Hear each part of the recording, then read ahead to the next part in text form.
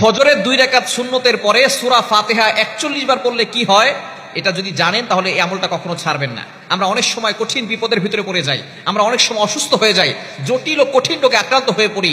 অনেক সময় দেখা যাচ্ছে আমাদের বিপদ দূর হয় না, অভাব দূর হয় না, ঘরের ভিতরে বালা মুসিবত লেগেই থাকে। আপনি ফজরের নামাজের সময়, এই সময়টা হচ্ছে খুবই গুরুত্বপূর্ণ সময় এবং এই সময়টা হচ্ছে বরকতের সময়। নবীজি সাল্লাল্লাহু আলাইহি সাল্লাম এই সময়ের জন্য বরকতের দোয়া করেছেন। বুখারী শরীফের সহিহ বুখারীর হাদিস, নবীজি সাল্লাল্লাহু আলাইহি সাল্লাম এই সময়ের জন্য দোয়া করেছেন, আল্লাহুম্মা বারিক লি উম্মতি ফি বুকুরিহা, আয় আল্লাহ আমার উম্মতের সকালটা তুমি বরকতময় করে দাও।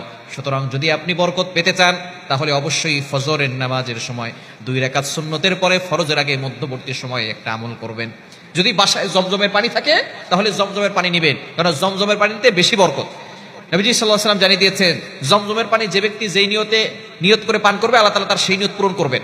জমজমের পানি থাকলে বেশি ভালো, যদি জমজমের পানি না থাকে তাহলে আপনি যে কোনো পানির একটা বোতল নেবেন, নিয়ে এরপরে আপনি সেখানে প্রথমে 3 বার দুরূদ শরীফ পড়বেন, যেটা আমরা নামাজের ভিতরে পড়ি, এই দুরূদটা 3 বার পড়বেন। এরপরে 3 বার ইস্তিগফার পড়বেন, আস্তাগফিরুল্লাহ রাব্বি মিন কুল্লি যামবি ওয়া আতুবু ইলাইহি লা হাওলা ওয়ালা কুওয়াতা ইল্লা বিল্লাহিল আলিয়্যিল আযীম, এটা পড়বেন।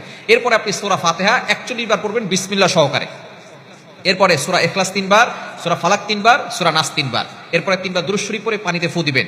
ওই পানিটা ঘরের প্রত্যেকটা সদস্য খাবেন, দেখবেন আল্লাহ তাআলা আপনাদের সকলকে সুস্থতার নিয়ামত দান করবেন এবং ঘরের চারকোনা ছিটিয়ে দিবেন। ওই ঘরে অভাব থাকবে না, ওই ঘরে আল্লাহ পাক রব্বুল আলামিন বৃষ্টির মতো বরকত নাজিল করবেন, রহমত নাজিল করবেন, সকল বালা মুসিবত থেকে ওই ঘরের প্রত্যেকটা সদস্যকে হেফাজত করবেন। এজন্য অবশ্যই এই সময়টা হচ্ছে গুরুত্বপূর্ণ সময়। ফজরের 2 রাকাত সুন্নতের পরে ফজরের আগে মধ্যবর্তী সময় আপনি আমলটা করবেন, দেখবেন আল্লাহ তাআলা আপনার ঘরের ভিতরে বরকত দান করবেন, অভাব দূর করবেন, বিপদ দূর করে দিবেন এবং অনেক অসুস্থ থাকে আল্লাহ পাক রব্বুল আলামিন সেই ব্যক্তিকে সুস্থতার নিয়ামত দান করে দিবেন।